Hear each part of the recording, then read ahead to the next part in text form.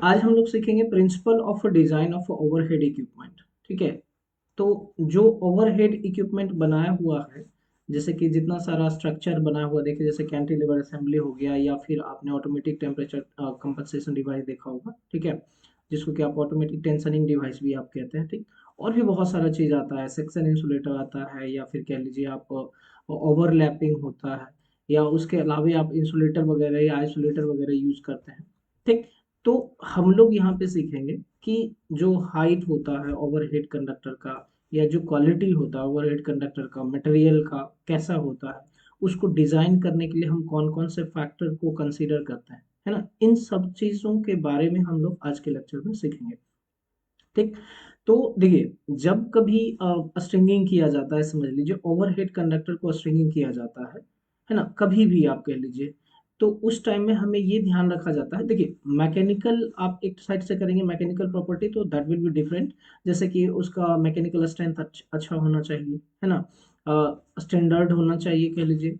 ठीक। तो ये सब है, कुछ इलेक्ट्रिकल प्रॉपर्टी भी है कह लीजिए, या फिर आप कह लीजिए जैसे उसका गुड कंडक्टर होना चाहिए वो इलेक्ट्रिसिटी का, या फिर उसका रेसिस्टेंस अच्छा होना चाहिए, मतलब कम होना चाहिए, ताकि अधिक से अधिक करंट फ्लो कर पाए। तो ये सारा प्रॉपर्टी तो रहेगा ही। इसके अलावे और कौन से फैक्टर होते हैं जिसके बेस पर, या जिसको हम कंसीडर करके, या उसको हम दिमाग में रख करके ओवरहेड कंडक्टर को डिजाइन करते हैं। तो इन सब चीजों के बारे में हम लोग सीखेंगे। ठीक है, एक एक करके पढ़ेंगे। ध्यान दीजिए, the traction overhead equipment is very important and very costly, so its design should be very cheap and have long life। so ये हमारा मैकेनिकल के अंतर्गत आ जाता है। ठीक। जैसे कि जो भी हम ओवरहेड इक्विपमेंट बनाते हैं, मेन तो हमारा इंपॉर्टेंट कह लीजिए या वाइटल रोल प्ले करता है overhead equipment in case of attraction. मान लीजिए कि OHE या ओवरहेड इक्विपमेंट अगर रहे ही ना, तो जो लोकोमोटिव होगा उसको सप्लाई कहाँ से मिलेगा। ठीक है। उसको सप्लाई नहीं मिल पाएगा, और सप्लाई नहीं मिल पाएगा तो आप जो लोकोमोटिव को है वो लंबे टाइम के लिए उसको आप रन नहीं करा सकते हैं। तो इसलिए कहा जा रहा है कि ओवरहेड इक्विपमेंट जो है वो बहुत ही इंपॉर्टेंट है ट्रैक्शन सिस्टम के लिए, है ना। और तो जो ओवरहेड इक्विपमेंट होगा वो कैसा होना चाहिए, तो हम ध्यान रखते हैं इन सब चीज़ों का कि वो स्टैंडर्ड होना चाहिए। उसका कॉस्ट जो है क्या होना चाहिए, कम होना चाहिए, और ऐसा मटेरियल हम यूज करें जिसका कि लाइफ लंबा हो, है ना, मतलब लॉन्ग लाइफ हो। अगर मान लीजिए कि आपने ऐसा मटेरियल यूज कर लिया जो कि आज लगाए और आने वाले 1 महीने में वो डैमेज हो जाए, तो वो क्या करेगा, कहीं ना कहीं कॉस्ट को क्या करेगा, बढ़ा देगा। तो हमें वैसा मटेरियल भी नहीं यूज करना है। ठीक। जनरली हम लोग कॉपर यूज करते हैं, बताएंगे आगे आपको, हम कंपोजिशन भी बताएंगे कि किन किन मटेरियल का मिक्सचर जो कि यूज किया जाता है ओवरहेड इक्विपमेंट में, हर एक के बारे में हम लोग एक एक करके पढ़ेंगे। ठीक। तो यहाँ पे एक यही चीज है आपका, कि ये चीप होना चाहिए एंड हैव लॉन्ग लाइफ होना चाहिए, है ना। ये मतलब सस्ता होना चाहिए, और इसका जो लाइफ होना चाहिए वो क्या होगा, लंबा होना चाहिए। While designing the OHE, simplicity in construction and standardization of the equipment are kept in mind to keep the low cost। Same thing यहाँ पे भी है, जब हम उसको डिजाइन कर रहे होते हैं तो हम ये भी ध्यान रखेंगे कि उसका जो स्ट्रक्चर होगा वो बिल्कुल सिंपल होना चाहिए। ऐसा नहीं कि इतना कॉम्प्लिकेटेड, इतना जटिल स्ट्रक्चर आप बना देते हैं जो कि बनाने में ही बहुत सारा कॉस्ट आ जाए, है ना। तो हमें इन सब चीजों का ध्यान रखना पड़ेगा कि जो भी हम स्ट्रक्चर तैयार कर रहे हैं वह स्ट्रक्चर कैसा होना चाहिए, सिंपल होना चाहिए। अब कैसा कैसा स्ट्रक्चर होगा, मतलब अलग अलग प्रकार के स्ट्रक्चर यूज किए जाते हैं, इसके बारे में भी हम आगे डिस्कस करेंगे, है ना। तो बस पढ़ते जाइए, आपको हर एक चीज मिल जाएगा, ध्यान रखिएगा स्ट्रक्चर में। तो कैसा स्ट्रक्चर होगा इसके बारे में हम आगे आपको बताएंगे कि किस प्रकार का स्ट्रक्चर होता है। और जब मैं बताने लगूंगा तो डेफिनेटली जब आप सफर करेंगे ट्रेन वगैरह से, तो वहां पे आप इन सब चीजों को देख सकते हैं, विजुअलाइज कर सकते हैं कि अच्छा ये चीज है, इसको हम क्या कहते हैं, ये सारा का नाम आप जानने लगेंगे। ठीक है। स्टैंडर्डाइजेशन, और जब हम डिजाइन कर रहे होते हैं तो सेम चीज ध्यान रखना है कि जब भी कभी हम कम्प्लेक्सिटी का ध्यान रखते हैं कि हमारा ज़्यादा कम्प्लेक्स नहीं होना चाहिए, सिंपल होना चाहिए उसका स्ट्रक्चर, या जो भी हम डिज़ाइन करते हैं उसका डिज़ाइन क्या होना चाहिए, सिंपल होना चाहिए। और जो भी हम मतलब यूज करेंगे, कह लीजिए डिजाइन कर रहे हैं, वो सब इस प्रकार से करेंगे कि उसका कॉस्ट भी क्या हो, कम हो। ठीक ना, यहाँ तक ध्यान रखिएगा। देखिए, अभी भी लेटेस्टली हम क्या कर रहे हैं कि हम लोग के इंडिया में, मतलब हमारे भारत में जो ट्रैक्शन सिस्टम में OHE से हम लोग यूज कर रहे हैं, ओवरहेड इक्विपमेंट हम लोग जो यूज कर रहे हैं, वो एक्चुअली फ्रेंच प्रैक्टिस के द्वारा लिया हुआ है। मतलब फ्रांस में सबसे पहले ये सब किया गया था, है ना। उसी का जो डिजाइन था, उसी के डिजाइन को हम लोग क्या किए, अडॉप्ट कर लिए, एक्सेप्ट किए, ठीक। अडॉप्ट करने के बाद हम क्या करते हैं, धीरे धीरे उसमें हमने मॉडिफिकेशन किया और मॉडिफाइड करके हम अपने कंडीशन के हिसाब से उसको डिजाइन कर लिए और फिर हम उसको यूज कर रहे हैं। कहने का मतलब है, मान लीजिए कि कोई एक ऐसा मानिए कि ठंडा प्रदेश में कोई रह रहा है, ऐसा समझ लीजिए, ठीक है। ठंडा प्रदेश में कोई रह रहा है और वह अचानक से गर्म प्रदेश में आया, तो धीरे धीरे क्या करेगा, उन सब चीजों को, गर्म प्रदेश जहाँ पे है तो वहां पे उस क्लाइमेट को क्या करेगा, अडॉप्ट करेगा धीरे धीरे, अचानक से तो नहीं हो सकता है, तो अडॉप्ट करेगा। सेम यहाँ पे भी वही चीज है कि जितना भी हम ओ एच ई सब जो यूज कर रहे हैं, कह लीजिए वो फ्रेंच प्रैक्टिस के द्वारा लिया हुआ है, मतलब फ्रेंच के हिसाब से ही लिया गया है। लेकिन यहाँ लाने के बाद हम क्या किए, यहाँ से मतलब इंडिया में लाने के बाद जो है उसको हम लोग धीरे धीरे मॉडिफाई कर दिए, और मॉडिफाई करके हम अपने कंडीशन के हिसाब से उसको बनाना स्टार्ट कर दिए और फिर उसका इस्तेमाल करना स्टार्ट कर दिए। ध्यान से देखिएगा, तो design of a 25 kilovolt AC traction OHE is based on a French practice, ठीक है। जो भी आप 25 किलोवोल्ट AC ट्रैक्शन आप यूज कर रहे हैं वह जनरली हमारा फ्रेंच प्रैक्टिस पे बेस्ड है, लेकिन modified to suit Indian condition. लेकिन हम लोग क्या किए हैं, उसको मॉडिफाई कर दिए हैं ताकि वह क्या करे, इंडियन कंडीशन के हिसाब से मतलब चले, उसका हम इस्तेमाल कर सकें। ठीक है ना यहाँ तक।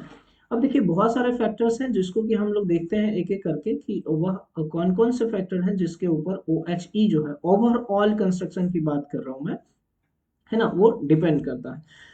तो यहाँ देखिए, following are the various design aspects, बहुत डिफरेंट डिफरेंट जो है डिजाइन एस्पेक्ट्स हैं जिसको कि हम फॉलो करते हैं जब कभी हम OHE का डिजाइन कर रहे होते हैं। ठीक है ना। अब देखिए OHE से डिजाइन करने का मतलब सिर्फ कंडक्टर नहीं होगा, हर एक चीज को हम कंसीडर करेंगे। जैसे मास्ट होता है, मास्ट करने से मतलब पोल जिसको आप बोलते हो, ठीक है, होप सो आपको ये चीज पता होगा।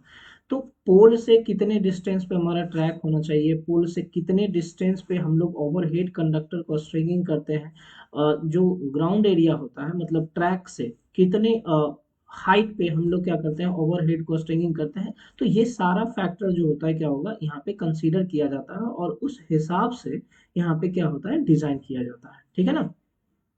तो इसमें से कौन कौन से एस्पेक्ट्स हैं, कौन कौन से पैरामीटर हैं जिसको कि हम लोग कंसीडर करते हैं व्हाइल डिजाइनिंग दी OHE।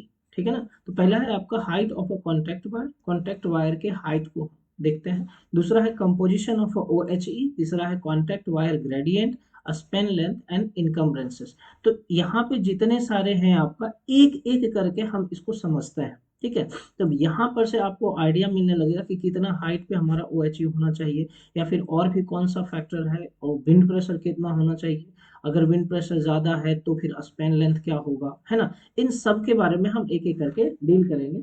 तो सबसे उसके पहला, उसके बाद सबसे पहला हेडिंग आप बना लीजिए, height of a contact wire. देखिए कॉन्टैक्ट वायर का हाइट अलग होगा, सेम हाइट आप अगर सोचेंगे कि पूरे इंडिया में आप कह लीजिए कि हर एक जगह कॉन्टैक्ट वायर का हाइट अगर सेम है, तो ऐसा नहीं है।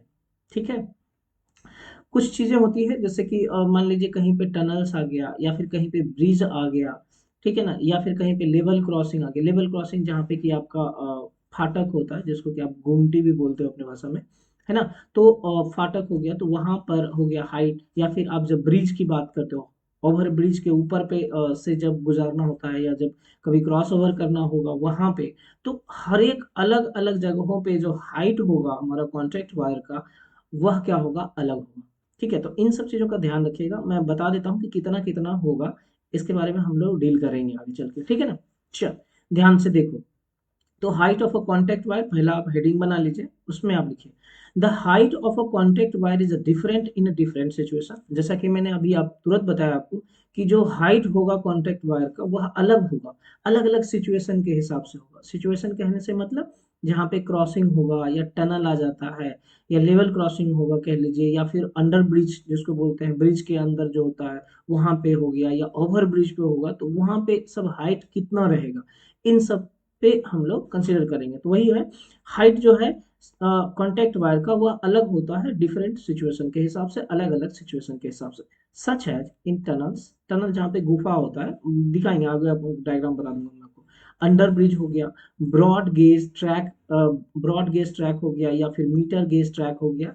ये सब एक्चुअली ट्रैक के जो रेलवे ट्रैक होता है ना, उसके बीच के डिस्टेंस के आधार पे भी हमारा क्या होता है, ट्रैक्स जो रेल OHE होता है, कंडक्टर वायर होता है, उसका हाइट डिपेंड करता है। तो इसके बारे में भी हम आपको बताएंगे, ब्रॉड गेज के बारे में भी बताएंगे, मीटर गेज के बारे में भी बताएंगे। ये सब type of classification of railway है, आगे हम लोग अगले चैप्टर में सब चीज़ों को पढ़ेंगे। अभी ध्यान रखिएगा कि ब्रॉड गेज ट्रैक होता है, क्या होता है, ये अगले चैप्टर में हम पढ़ेंगे। जनरली डिस्टेंस पे है, कितना डिस्टेंस होता है, जैसे देखिए ये हमारा दो ट्रैक हो गया, तो इस दोनों के बीच के डिस्टेंस को ही हम गेज बोलते हैं, ठीक है ना। और यह डिस्टेंस अलग अलग हो सकता है, ब्रॉड गेज हो गया या मीटर गेज हो गया या नैरो गेज होगा, स्टैंडर्ड गेज होगा, इन सब का जो डिस्टेंस होता है यह क्या होता है, अलग अलग होता है। तो इस आधार पे भी हम ओवरहेड कंडक्टर जो लगाते हैं उसका हाइट को हम वेरी करते हैं, ठीक। तो चलिए एक एक करके हम देखते हैं कि कहाँ कहाँ पे हाइट कितना होता है। तो यहाँ एक टेबल बना लीजिएगा आप, इस तरह से यहाँ पे दिख रहा होगा, different height under different situation. अलग अलग हाइट जो है अलग अलग सिचुएशन के हिसाब से मैंने यहाँ पे बता रखा है, उन सब चीज़ों को आप ध्यानपूर्वक लिखने का प्रयास कीजिएगा। पहला देखिए यहाँ पे सिचुएशन है, सिचुएशन क्या है ये देख लीजिए। सिचुएशन में है आपका अंडर वर्स्ट कंडीशन, सबसे बुरा कंडीशन में आप कह लीजिए, सबसे बुरा कंडीशन में क्या होगा, मतलब नॉर्मल सिचुएशन में आप ऐसा समझ लीजिए कि हाइट जो होगा वह कितना होगा। तो नॉर्मल सिचुएशन में हाइट हमारा होगा कितना, 5.5 मीटर, 5.5 मीटर जो है इसका हाइट होगा, ठीक है ना। अंडर वर्स्ट कंडीशन क्या होगा, 5.5 मीटर, ठीक है यहाँ तक। चलिए रिमार्क में लिख लीजिए, this is at the mid span rail to the contact wire at suspension point it is at higher level. देखिए इसका कहने का क्या मतलब हुआ, मैं आपको यहाँ पे समझा देता हूँ। देखिए कि ये जो आप कह रहे हैं कि मिड स्पैन का मतलब क्या होता है, इसको देखिए क्या होता है, समझिए इन सब चीजों को। मिड स्पैन कहने से मतलब होता है आपका, मान लीजिए कि ये कोई एक मास्ट है और यह एक और दूसरा कोई मास्ट है, ठीक है। दोनों हमारा क्या है, एक अलग अलग मास्ट लगा दिया आपने यहाँ पे। आप मान लीजिए ये बरीड किए हुए हैं जमीन के नीचे, ऐसा कुछ है ना, ये जमीन के नीचे हमारा बरीड किया हुआ है, पोल है, तो मतलब पोल ही है ऐसा समझिए। तो यहाँ से आप क्या करते हैं, एक कैटनरी वायर बनाते हैं जिसके बारे में ऑलरेडी हम बता चुके हैं, और यहाँ से आप क्या करते हैं, एक कॉन्टैक्ट वायर बनाते हैं, ये कुछ ऐसा रहता है, ठीक। देखो प्रैक्टिकल कंडीशन की अगर बात करूं तो यहाँ पे हाइट जो होगा, यहाँ पे जो हाइट होगा वो सबसे कम कम होगा। यहाँ से मान लो कि ये हमारा रेलवे ट्रैक है, अगर यहाँ पे रेलवे ट्रैक है अगर मान लेते हैं, तो इसके बीच का हाइट और इसके बीच का हम यहीं पे बात करें, ये सबसे कम होता है, 5.5 मीटर तक होगा, ठीक है, अलग होगा। फिर जब यहाँ से बात करेंगे और यहाँ से बात करेंगे तो it will different, it will be what, different. यह दोनों का दोनों क्या होगा, अलग होगा। समझ रहे बात को, है ना, यह दोनों का दोनों क्या होगा, अलग होगा, ठीक। चलिए तो जब यह दोनों अलग होगा तो कितना होगा इसके बारे में मैं आपको बता दूंगा। देखो ये 5.5 मीटर नॉर्मल वर्स्ट कंडीशन जो रहेगा ये रहेगा मिड स्पैन के पास में, ये रहेगा। इससे आप मान लीजिए कि 2 mm 3 mm ज्यादा यहाँ पे रहेगा। इसी में आपको अगर बोला जाए कि अलोंग विथ दैट कैटनरी, अगर कैटनरी के साथ बात किया जाए तब हाइट कितना होगा, then it will be totally different, ठीक है ना। यहाँ का हाइट कुछ और होगा क्योंकि इसमें तो पूरा का पूरा सैग पड़ा हुआ है ना, इसमें बहुत ज्यादा अधिकतर सैगिंग हमारा किसमें रहता है, ये कैटनरी वायर अगर आप कहते हैं, ये कैटनरी वायर में ही होता है ना। कॉन्टैक्ट वायर में तो सैगिंग कम होता है, तो हाइट ज्यादा वेरी नहीं करेगा, माइनर कह लीजिए 0.02 mm 0.03 mm कुछ इस तरह से वेरी करेगा। लेकिन यहाँ कैटनरी के साथ में अगर हाइट की बात करेंगे तो इट विल टोटली डिफरेंट, ठीक है। तो यहाँ का हाइट अलग होगा, यहाँ का हाइट अलग होगा, यहाँ का हाइट अलग होगा, यहाँ का हाइट अलग, तो इस तरह से हाइट क्या होगा, अलग अलग वेरी करता रहेगा। तो हम अभी सिर्फ बात कर रहे हैं कॉन्टैक्ट वायर के हाइट का, ठीक है। तो वर्स्ट सिचुएशन में हमारा हाइट कितना है, 5.5 मीटर। कहाँ पे, तो this is at the mid span rate, बीच में, है ना। बीच में कहने से तात्पर्य क्या है, यहाँ की बात करें, मिड स्पैन इसको हम बोल रहे हैं, ठीक है। Mid span rail to contact wire at the suspension point it is at a higher level. Suspension point से कहाँ, जहां से कि आपका जैसे ये सस्पेंशन पॉइंट हो गया, ये सस्पेंशन पॉइंट हो गया, यहाँ पे ये सस्पेंशन पॉइंट है ना, तो ये सब सस्पेंशन पॉइंट जो है यहाँ पे क्या होगा, ये अलग अलग होगा, ठीक है ना। तो ये पहला लिख लीजिएगा। दूसरा में आप लिखिए एट सस्पेंशन पॉइंट, ध्यान दीजिए ये सस्पेंशन पॉइंट पे कितना होगा, बोले थे हमको कितना 0.04 mm या 0.02 mm कुछ इस तरह से वैरी करेगा। तो दूसरा है आपका at suspension point, suspension point पे कितना रहेगा, तो 5.5 मीटर रहेगा। कितना रहेगा, 5.55 मीटर। सस्पेंशन पॉइंट कहने से क्या मतलब है कि हम यहाँ की बात कर रहे हैं या यहाँ की बात कर रहे हैं, जहां से कि जैसे ये मास्ट है तो यहाँ से ऐसे करके क्या किया, जहां से कि हम यहाँ से लटकाए हुए हैं, यही हमारा सस्पेंशन पॉइंट होता है, ठीक है ना। तो सस्पेंशन पॉइंट पे कितना रहता है, तो 5.55 मीटर रहता है। एबव रेल लेवल कहने से मतलब है, रेल लेवल कहने से मतलब जो ट्रैक होता है वहां से ऊपर की बात हम लोग कर रहे हैं, राइट। तो 5.5 मीटर इसका जो हाइट होगा वो होगा, ठीक हो गया, ये भी क्लियर आपका हो गया। अब आते हैं अनरेगुलेटेड ओएचई और फिर आता है रेगुलेटेड ओएचई। ध्यान दीजिएगा, अनरेगुलेटेड ओएचई जो होता है वो 5.575 मीटर होता है, ठीक है ना, ध्यान रखिएगा 5.75 मीटर होता है अनरेगुलेटेड ओएचई के कंडीशन में, जिसमें कि हम टेम्परेचर रेंज कंसीडर करते हैं कि 4 डिग्री से लेकर 65 डिग्री सेल्सियस तक टेम्परेचर रहेगा तब। ये ध्यान रखिएगा, ऑब्जेक्टिव में ये क्वेश्चन पूछा जाता है कि कितना हाइट होगा इतना टेम्परेचर के लिए अगर अनरेगुलेटेड ओएचई रहेगा तब। ठीक है, मैं आपको बताता हूँ अभी कि रेगुलेटेड क्या होता है, अनरेगुलेटेड क्या होता है, बता भी दूंगा आपको। इसमें आता है डिफरेंस लिखने के लिए एग्जाम में, शॉर्ट क्वेश्चन में आता है। अनरेगुलेटेड ओएचई क्या होता है, तो 5.75 मीटर होना चाहिए कब, जब 4 डिग्री सेल्सियस से लेकर 65 डिग्री सेल्सियस के बीच में टेम्परेचर वेरी करेगा तब, ठीक है। अगला बात कर रहे हैं, अनरेगुलेटेड ओएचई ही होगा लेकिन उसमें हाइट हमारा क्या है, 5.65 मीटर है कब, जब टेम्परेचर रेंज हमारा 16 डिग्री से लेकर के 65 डिग्री सेल्सियस के बीच में रहेगा, है ना। टेम्परेचर रेंज जब 16 डिग्री से लेकर के 65 डिग्री सेल्सियस के बीच में रहेगा तब, ठीक। अगला देखते हैं bridges and in tunnels. Bridges और टनल्स, जो ब्रिज होता है ना, जो ओवर ब्रिज वगैरह बनाया जाता है, कहीं आप देखते होंगे फुट ब्रिज, जो कि एक ट्रैक से मतलब एक प्लेटफॉर्म से दूसरे प्लेटफॉर्म पे जाने के लिए ओवर ब्रिज बनाया जाता है, ठीक है ना, तो वहां पे उसका हाइट क्या रहेगा। या फिर आप जब टनल की बात कर रहे हैं, टनल मतलब जो गुफा होता है वहां की बात कर रहे हैं, फॉर एग्जाम्पल मैं आपको बता रहा हूँ, देखो ये हमारा टनल है ना, इस जगह पे हाइट हमारा क्या होगा, दैट विल बी डिफरेंट, यहाँ पे हमारा क्या हाइट क्या होगा, अलग होगा। या जो ओवर ब्रिज बनाते हैं, ठीक है ना, ओवर ब्रिज जो बनेगा वहां पे भी हमारा हाइट क्या होगा, और जो कॉन्टेक्ट वायर का हाइट वह भी हमारा क्या होगा, डिफरेंट होगा। तो यहाँ पे ध्यान से देखिएगा, 4 to 5 मीटर, 4 से 5 मीटर के बीच में होता है, ठीक। कॉन्टेक्ट वायर की बात कर रहा हूँ मैं, ठीक है, टनल मत समझ लेना, या ओवर जो ब्रिज होता है उसकी बात हम नहीं कर रहे, उसका हाइट जो भी रहे, लेकिन जो कॉन्टेक्ट वायर होगा उसका हाइट जो होगा ब्रिज के कंडीशन में या फिर टनल्स के कंडीशन में, तो ये 4 से 5 मीटर के बीच में वेरी करेगा, ठीक है, due to limited height of bridge from rails. तो ब्रिज का भी हाइट ऐसा तो नहीं है कि आप 72 फीट पे बना दोगे, उसका भी हाइट क्या रहता है, लिमिटेड रहता है। तो इसी कारण से हम क्या करते हैं, इसका 4 से 5 मीटर के बीच में बनाते हैं, ठीक है। अगला फिर से आ जाता है आपका ब्रॉड गेज। इस केस में ध्यान रखिएगा, ब्रॉड गेज और मीटर गेज आगे हम लोग अगले चैप्टर में इसका डिस्कस करेंगे। ब्रॉड गेज जो कि हमारा क्या होता है, 4.8 मीटर होता है, to allow diesel locomotive which is of 4.42 metre height to ply on electrified section. देखो कहने का मतलब है, ब्रॉड गेज में हम लोग जो डीजल लोकोमोटिव यूज करते हैं, अगर वह डीजल इलेक्ट्रिक इंजन हो जाए या उसमें हम इस्तेमाल करें, तो डीजल लोकोमोटिव का हाइट जो है 4.42 मीटर के आसपास में होता है, जो कि इलेक्ट्रिफाइड सेक्शन में बात चलाते हैं, ठीक। तो वहां पे हाइट हमारा क्या होगा, 4.8 मीटर के आसपास में रखते हैं, ठीक है ना, ताकि जो इंजन है या लोकोमोटिव है उसके बीच में जो पेंटोग्राफ होगा, ठीक है, उसके लिए हम ओवरऑल हाइट रखते हैं, ठीक। हालांकि डीजल इंजन के केस में हम लोग इलेक्ट्रिफाइड नहीं करते हैं, लेकिन हम सोचो ना कि जहां पे डीजल इंजन भी चला सके और इलेक्ट्रिफाइड भी है, उसी पे आप इलेक्ट्रिक इंजन भी चला सकते हो और डीजल इंजन भी चला सकते हो, क्योंकि डीजल इंजन में हमारे पास पेंटोग्राफ लगाने की आवश्यकता नहीं है, ठीक है, तो वहां पे आपका नहीं रहेगा OHE। लेकिन उसी सेक्शन पे मान लो एक ही जो आपने ट्रैक बिछाया है, उसी ट्रैक पे आप मान के चलिए कि डीजल इंजन भी रन करेगा, अलोंग विथ दैट इलेक्ट्रिफाइड भी इंजन है या इलेक्ट्रिफाइड सेक्शन भी है, और वह भी रन करेगा।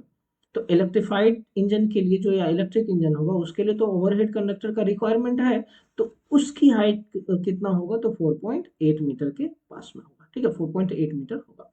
अगला हम बात करते हैं मीटर गेज में, तो इसका हाइट जो होता है 4.02 मीटर होता है, to permit movement of locomotive at 3.68 metre height. इस केस में आप ध्यान रखिएगा कि हम वैसे लोकोमोटिव का यूज कर रहे हैं जिसका कि हाइट जो होगा वो 3.68 मीटर का ही होगा, ठीक है ना, मीटर गेज में, है ना।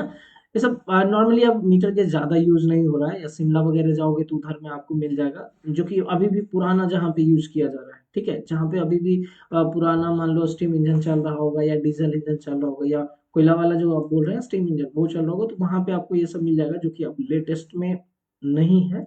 कुछ जगहों पे जैसे जू वगैरह में चले जाओगे या कहीं मतलब पहाड़ी इलाका में खेलो उधर चले जाओगे तो उन सब एरिया पे आपको ये सब मिलने का पॉसिबिलिटी है। ठीक है, चलो ट्राम कार वगैरह में भी वैसा मिल सकता है। अगला आता है at level crossing. Level crossing किसको बोलते हैं, देखो तो लेवल क्रॉसिंग होता है जहाँ पे देखो यहाँ पे ऐसा, इसको हम लोग बोलते हैं क्या, लेवल क्रॉसिंग। ठीक है, ये हमारा क्या हो जाता है, लेवल क्रॉसिंग। लेवल क्रॉसिंग से कहने का क्या मतलब है, देखो इधर हमारा ट्रैक है, ठीक है ना, इसमें हमारा क्या है, ट्रैक है।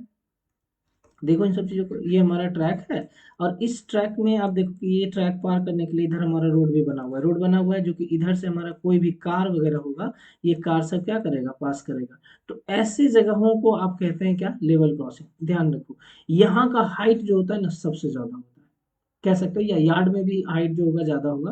तो ये सब जगहों पे हमारा हाइट क्या होगा, ज्यादा होगा। और वह कितना हाइट होगा, तो 5.5 मीटर आपका होता है। वर्स्ट कंडीशन वाला बात आ जाता है यहाँ पे भी, ठीक है।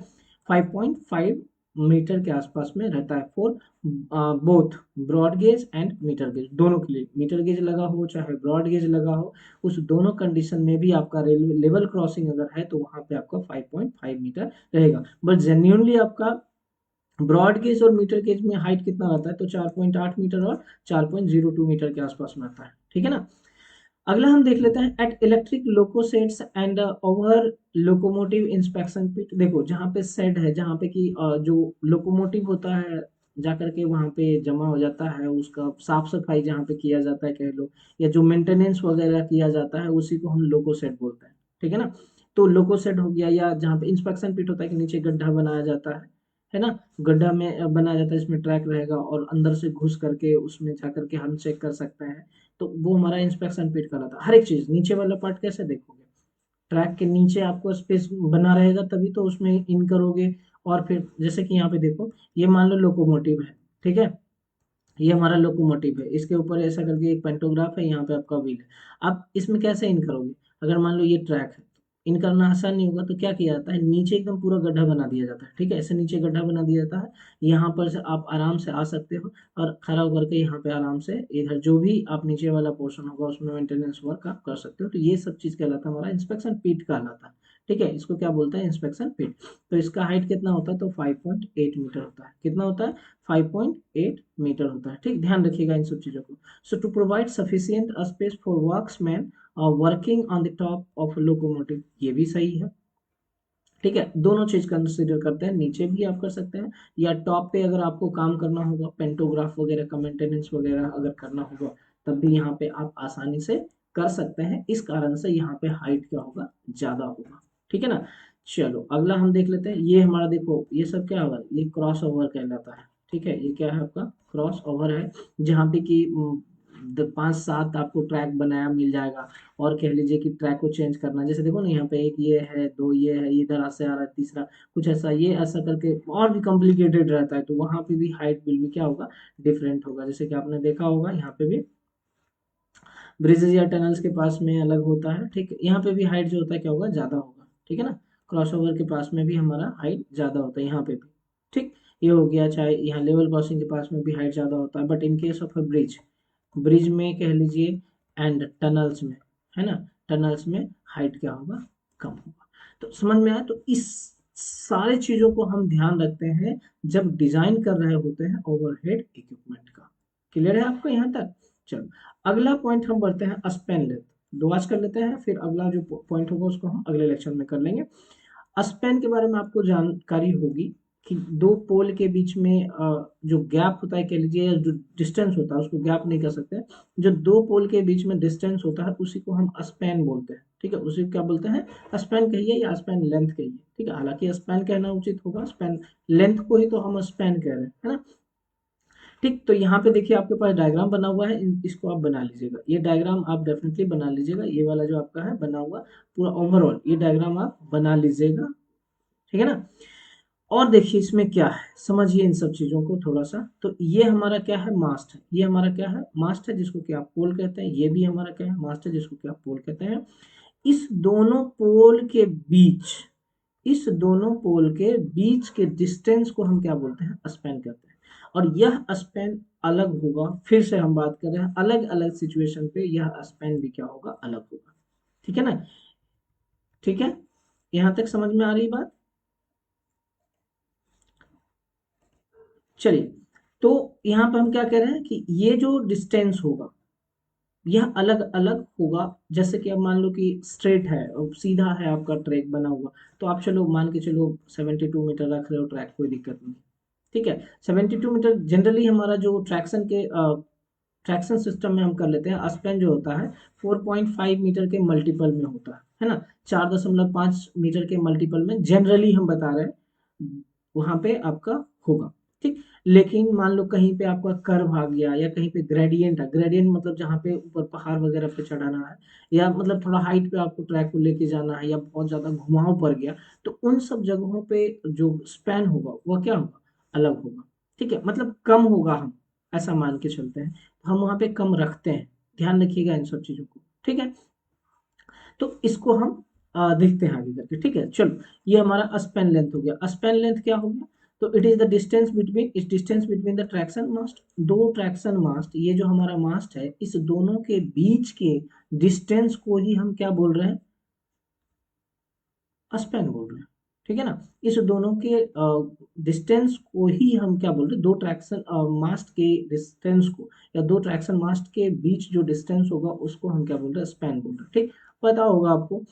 अब देखिए ये जो स्पेन होगा, अगर मान लीजिए कि आप ज्यादा यूज कर रहे हैं, ठीक है, मतलब स्पेन आप मान लो बहुत ज्यादा यूज कर लो, ठीक है ना, तो जब बहुत ज्यादा स्पेन आप यूज करेंगे, मतलब स्पेन लेंथ बढ़ा देते हैं, तो सैगिंग आपका बढ़ जाएगा। ठीक है, क्या होगा, सैग, जैसे लेंथ बढ़ेगा सैग आपका क्या होगा, बढ़ने लगेगा। समझ रहे बात को। तो इन सब चीजों को ध्यान रखना। अब आप एक काम करिएगा, व्हाट्सएप पे टेक्स्ट करके या फिर जो देख रहे हैं कमेंट बॉक्स में आप ये बताइए कि सैग क्या होता है। ठीक है, वह कौन कौन से पैरामीटर पर डिपेंड करता है, सैग को कौन कौन सा पैरामीटर जो है प्रभावित कर सकता है या किस पे डिपेंड करता है, ये आप कमेंट करके बताइएगा या फिर आप मैसेज करके मुझे बताइएगा कि सैग क्या होता है या किस किस फैक्टर पे डिपेंड करता है। बहुत ही हाईलाइटेड क्वेश्चन है, आपने पढ़ा भी होगा ट्रांसमिशन डिस्ट्रीब्यूशन में, मैं बस उसको छोड़ रहा हूँ। ठीक है ना, चल, तो यहाँ पे है कि सैग जो है, अगर मान लो ज्यादा होगा सैग यहाँ पे, ठीक है ना, तो सैग अगर ज्यादा होगा तो मतलब सॉरी सैग नहीं कह सकते हैं, हाँ सैग ज्यादा होगा तब मतलब हम इसको ज्यादा रख रहे होंगे, मतलब दो मास्ट के बीच का जो गैप होगा हम अगर वह ज्यादा रख रहे होंगे तो सैग भी हमारा क्या होगा, ज्यादा होगा। ठीक है ना, इन सब चीजों को समझिए। अगर मान लीजिए कि हम दोनों के, ये मास्ट है और ये मास्ट है, इसके बीच हम ज्यादा डिस्टेंस रखेंगे तो ये जो झुकाव होगा, ये जो आपका कर्व जो बनता है आर्क शेप में, ये हमारा क्या होगा, ज्यादा होगा। ठीक है, और यह हमको नहीं चाहिए, हमको स्मूथ चाहिए, है ना, तो हम जितना कम स्पैन रखेंगे हमारे लिए उतना अच्छा है। इसी सैग से बचने के लिए तो हम एक और कैटेनरी यूज कर रहे हैं ना, है ना, इसी इसमें सैग कम हो इसलिए तो हम एक और कैटेनरी यूज कर रहे हैं। तो इसलिए इसमें सैग हमारा क्या होना चाहिए, नहीं के बराबर होना चाहिए, कम होना चाहिए। इन सब चीजों का आप ध्यान रखिएगा, ध्यान दीजिएगा, इसमें इसको भी आप हाईलाइट कर लीजिएगा। Generally it is in multiple of 4.5 metre, यह 4.5 मीटर के मल्टीपल में होता है, जो कि अभी मैंने आपको तुरंत बताया है, such as 27-27 metre, 36 metre, 45 metre या 72 metre. 72 metre maximum span length जो होगा कितना होगा, 72 मीटर का होगा। मिनिमम का पता नहीं है, सिचुएशन के हिसाब से आप उसको कर सकते हैं। ठीक है ना, तो मैक्सिमम कितना होगा, 72 मीटर का और जो स्पैन लेंथ होगा। Clear, maximum span length between traction mast is governed by contact wire being blown off the pantograph under the maximum wind condition। देखो कहने से क्या मतलब हुआ कि ये जो आपका स्पेन है, ठीक है, ये स्पेन विंड ब्लोन कंडीशन पे भी डिपेंड करता है। विंड ब्लोन कहने का मतलब क्या, जो हवा का बहाव है, अगर मान लो बहुत तेज हवा का स्पीड है, तो ये जो पेंट ये होगा हमारा, मान लीजिए जो आपका कॉन्टैक्ट वायर है या फिर कैटनरी वायर है, यह भी तो झूलना स्टार्ट कर देगा ना, और अगर वह झूलना स्टार्ट कर देगा तो वह भी हमारे लिए अच्छा नहीं है, फिर करंट कलेक्शन जो है हमारे पास स्मूथ नहीं हो पाएगा। ठीक है, करंट कलेक्शन स्मूथ नहीं हो पाएगा। ठीक है ना, उसमें वाइब्रेशन ज्यादा होने लगेगा, जहां पे जितना करंट होना, कभी करंट कलेक्ट करेगा, कभी मतलब कह लीजिएगा स्पार्किंग होने लगेगा, या कभी कांटेक्ट वायर में पेंटोग्राफ टच करेगा फिर छोड़ देगा, फिर कांटेक्ट टच बनाएगा फिर छोड़ देगा, कुछ इस तरह से हमारा यहाँ पे चलने लगेगा। क्यों, विंड ऑफ ब्लोन के कारण। तो जितना ज्यादा विंड प्रेशर होगा, ठीक है ना, जितना ज्यादा विंड प्रेशर होगा हम स्पैन लेंथ को उतना कम रखेंगे। That will be better for us, या not for us, for traction OHE system के लिए, ठीक है ना, वो ओवरहेड इक्विपमेंट के लिए वह क्या होगा, अच्छा होगा।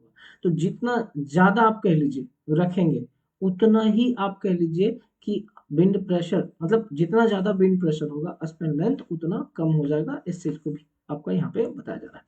Run of a pantograph under maximum condition for coastal area wind pressure is 98 kg per metre square metre. ध्यान रखिएगा इन सब चीजों को, ठीक है। विंड प्रेशर जो होता है कोस्टल एरिया में कितना होगा, 98 kg per metre square. Coastal area मतलब समुद्री इलाका जो होता है उसके आसपास की बात हम करें, किनारे की बात करें, ठीक है। For area joining coastal areas, अब थोड़ा सा उससे डिस्टेंस लेके चलता है, जो मान लो कोस्टल एरिया से गुजर रहा होगा, जैसे अब जो समुद्री इलाका के बीच में बस मतलब पास में बसा हुआ, जैसे अब उड़ीसा कह लीजिए या फिर कर्नाटक कह लीजिए, आंध्र प्रदेश कह लीजिए, केरल कह लीजिए, महाराष्ट्र कह लीजिए, ये सब क्या है, समुद्र के पास में है। तो जो उस समुद्र के पास से ट्रैक गुजर रहा होगा उसको हम कोस्टल एरिया की बात कह रहे हैं, ठीक है। तो वहां पे जो जनरली विंड प्रेशर होता है 98 kg पर मीटर लगभग लगभग होता है, क्या आसपास बता रहे, रफली आइडिया है, ठीक है। For area adjoining coastal areas 88 kg per metre square. अब उससे थोड़े दूर की हम बात कर लें, ठीक है, उससे थोड़े दूर की बात कर लें तो वहां पे लगभग हमारा कितना होता है, 88 kg पर मीटर स्क्वायर के आसपास हमारा उस प्रेशर होता है। इस हिसाब से हमारा स्पैन लेंथ भी वैरी करेगा, इसको आप ध्यान रखिएगा। And wind pressure of 72 kg, यहाँ पे 72 नहीं होगा, ये 74 kg होगा, ठीक है, ध्यान रखिएगा। 74 kg per metre square for interior area is consider. जब मतलब देश के किसी और भी जैसे स्थल एरिया पे आप कह लीजिए, जहाँ पे कि आपका कोई प्रभाव नहीं पड़ेगा समुद्र वगैरह का, नदी नहीं है, इन सब जगहों पे, जैसे बीच से जा रहा होगा, शहर के बीचों बीच जा रहा होगा, तो वहां पे कहाँ समुद्र आएगा, शहर के बीचों बीच हमारा क्या होगा, इंटीरियर एरिया। तो वहां पे हम लोग जनरली कंसीडर करके चलते हैं कितना, 74 kg पर मीटर स्क्वायर के आसपास में विंड प्रेशर होता है। So wind pressure of 88 kg per metre square is applied for maximum span length of 72 metre, ठीक है।